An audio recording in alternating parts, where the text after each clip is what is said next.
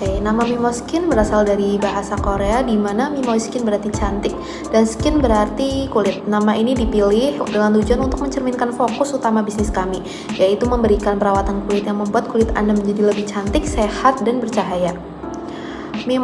Logo Mimo Skin menggunakan huruf M dengan S dengan kata Mimo Skin yang terletak di tengah kedua huruf tersebut. Menjadikan perusahaan skincare yang terpercaya di semua kalangan masyarakat dalam menciptakan produk yang berkualitas dengan harga yang terjangkau untuk semua kalangan, memberikan solusi skincare inovatif yang membantu setiap individu meraih kulit yang sehat. Lanjutkan, saya akan menjelaskan tentang visi dan misi dari proposal ini. Yang pertama itu visinya, menjadikan perusahaan skincare yang terpercaya di semua kalangan masyarakat dalam menciptakan produk yang berkualitas dengan harga yang terjangkau untuk semua kalangan, memberikan solusi skincare inovatif yang membantu setiap individu meraih kulit yang sehat. Kemudian, untuk misinya, yang pertama, memberi layanan pelanggan yang unggul dan edukasi tentang perawatan kulit yang tepat. Kemudian yang kedua, mengembangkan produk skincare yang aman, efektif, dan berkualitas tinggi yang mengatasi berbagai masalah kulit. Kemudian yang ketiga, mendorong kepercayaan diri dan kesejahteraan pelanggan kami dengan produk dan layanan yang berkualitas. Kemudian yang keempat, mendorong kesadaran tentang perawatan kulit yang sehat dan mempromosikan konsep kepercayaan diri melalui pendidikan dan pengetahuan tentang kecantikan yang sehat.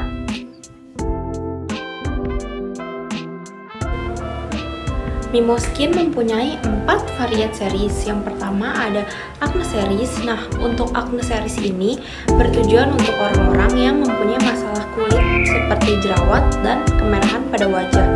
Series ini terdiri dari facial wash, toner, moisturizer, dan serum. Selanjutnya ada Whitening Series atau Brightening Series. Nah, sesuai namanya, series ini tuh khusus untuk orang yang mau mencerahkan kulitnya. Variannya juga sama, ada toner, facial wash, serum, dan moisturizer.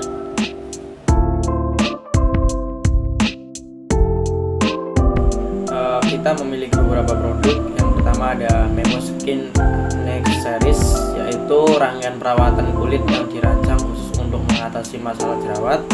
Produk-produk ini diformulasikan untuk membantu membersihkan pori-pori, mengurangi kemerahan, dan mengatasi permasalahan kulit yang berkaitan dengan jerawat. Yang berikutnya yaitu Mimo Skin Whitening Series.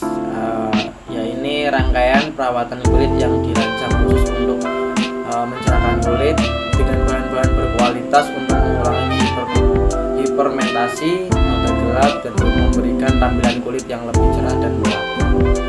Selanjutnya ada Mimo Skin Sensitive Series, yaitu rangkaian perawatan kulit yang dirancang khusus untuk menangani kulit sensitif. Formulanya diformulasikan dengan bahan-bahan yang lembut namun efektif untuk membantu meredakan kemerahan, iritasi, dan menjaga kelembapan kulit. Terus selanjutnya ada Mimo Skin Anti-Aging, yaitu Anti-Aging Series, di mana rangkaian perawatan kulit yang dirancang khusus untuk mencegah penuaan dini pada kulit yang sensitif. Rangkaian ini membantu mengurangi garis halus, kerutan, dan memberikan kelembapan ekstra yang dibutuhkan oleh kulit sensitif serta merangsang regenerasi sel kulit untuk meningkatkan elastisitas dan kecerahan. Itu adalah beberapa contoh produk yang unggulan kami, beberapa contoh produk yang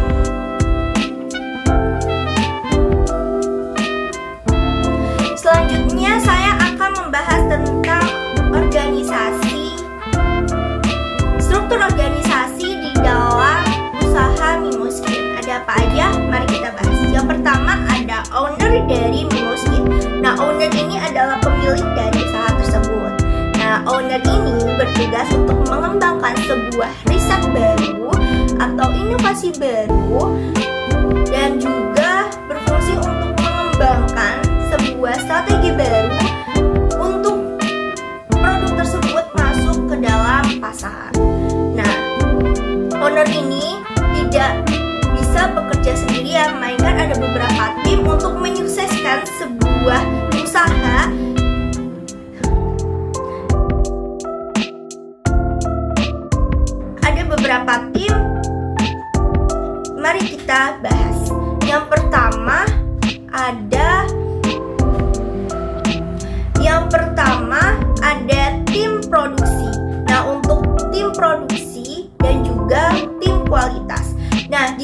produksi dan kualitas ini dibagi lagi nih, ada staf produksi dan juga staf pabrik.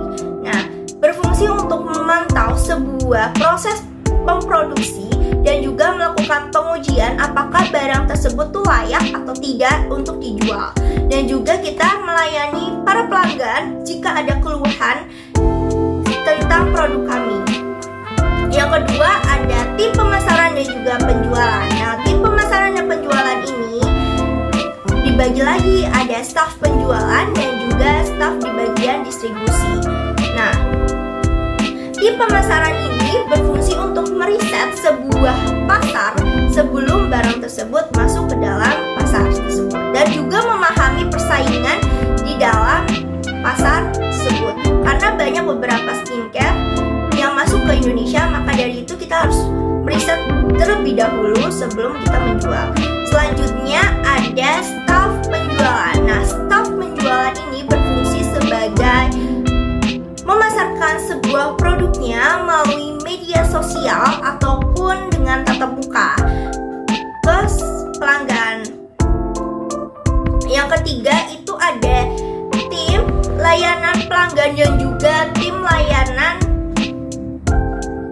Yang ketiga ada tim layanan pelanggan. Nah, yang berfungsi untuk sebagai memproses pemesanan dan juga menyusun status pemesanan kalian.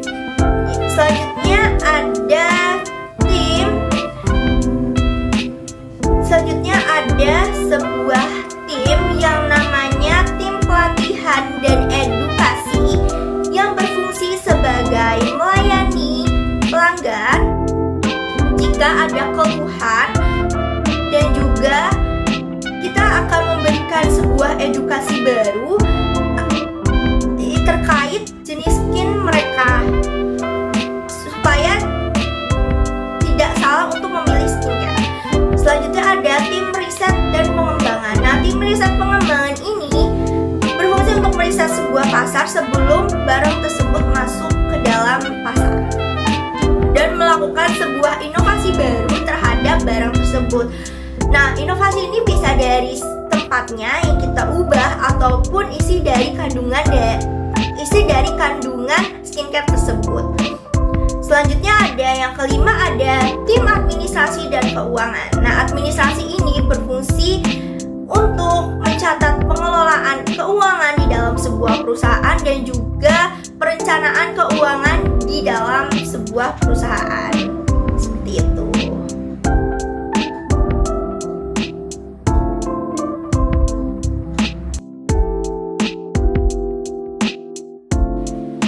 Untuk membangun sebuah bisnis, tentunya perlu perencanaan keuangan.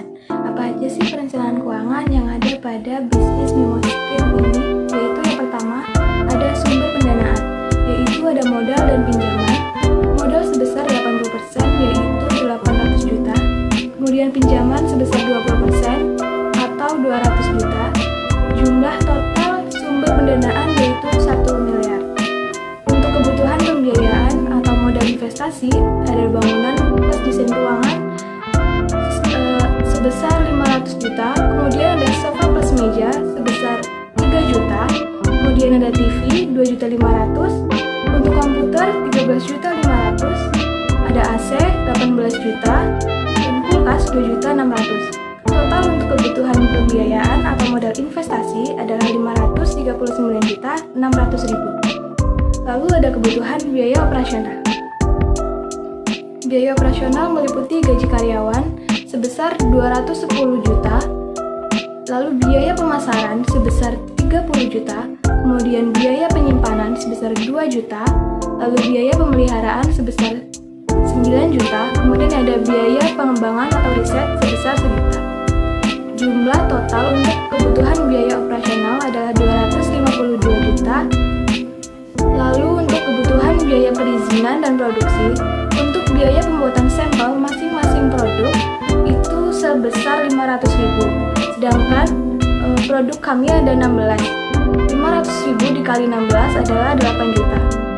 Untuk BPOM masing-masing produk 2.500.000. Dikali 16 ada 40 juta.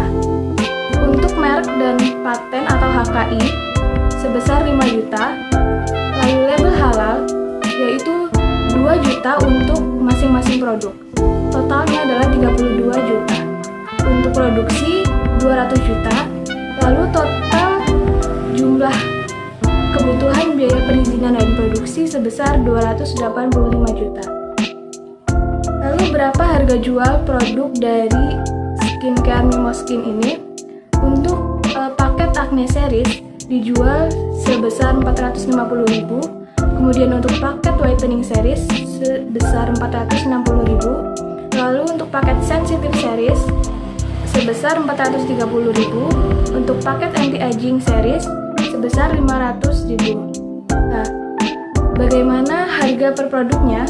Untuk harga serum 175.000, kemudian ada moisturizer dengan harga 200.000, kemudian ada cleanser dengan harga 80.000 dan toner dengan harga 80.000. Jumlah totalnya adalah 2.325.000. Nah, itu adalah contoh perencanaan keuangan dalam bisnis skincare Mimo Skin ini.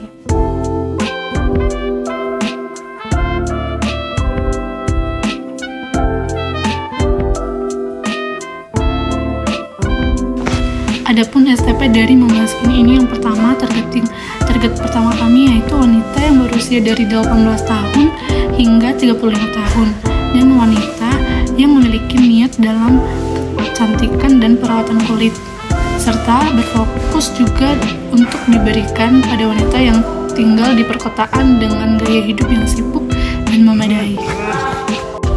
Lanjut pada segmentasi yang berdasarkan demografi yang mencakup usia, jenis kelamin, pendapatan, dan lokasi, di mana Mimo Skin ini berfokus pada usia dari 18 tahun hingga 35 tahun dengan pendapatan menengah ke atas. Selanjutnya mempunyai gaya hidup yang berdasarkan segmentasi melibatkan pemahaman tentang perawatan kulit. Lanjut pada tipe kulit, segmentasi berdasarkan tipe kulit seperti kulit berjerawat, berminyak, kering, dan sensitif. Lanjut pada positioning, yaitu dengan alami, ramah lingkungan. Mimo Skin ini memposisikan dirinya sebagai produk skincare yang ramah lingkungan dengan penggunaan bahan-bahan secara alami dan keberkelanjutan. Selanjutnya yang terakhir, efektif dan berkualitas tinggi. Produk ini sebagai produk yang efektif, memberikan hasil yang nyata dan dibuat dengan standar kecantikan oleh kualitas yang tertinggi.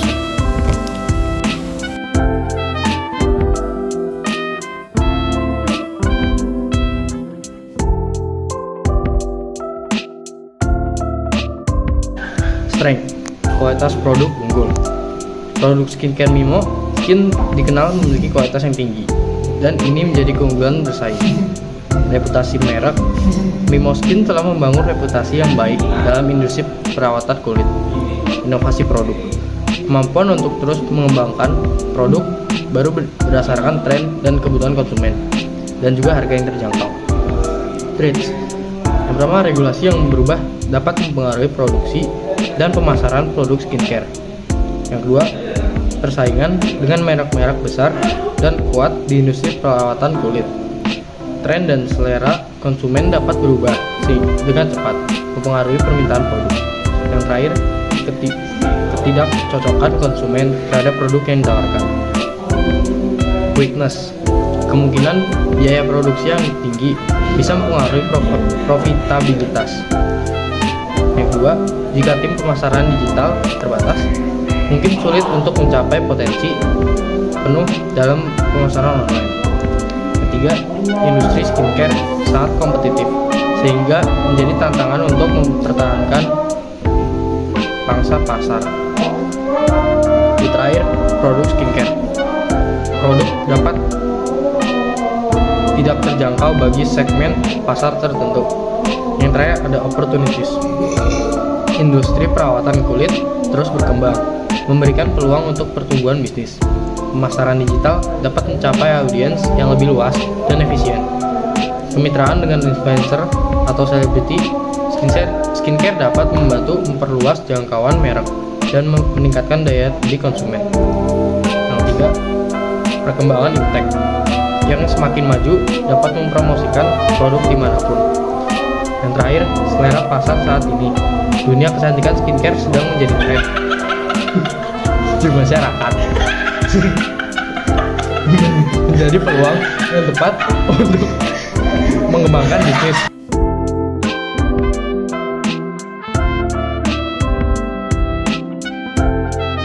Ya, untuk promosi yaitu menggunakan strategi pemasaran yang sesuai, termasuk iklan digital, kampanye media sosial, dan promosi offline seperti spanduk ataupun brosur. Bekerja sama dengan influencer atau tokoh terkenal dalam industri kecantikan untuk meningkatkan visibilitas merek.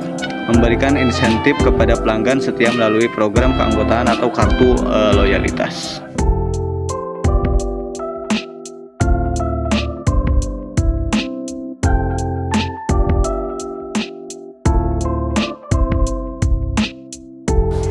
Di sini saya akan menjelaskan tentang validasi pasar.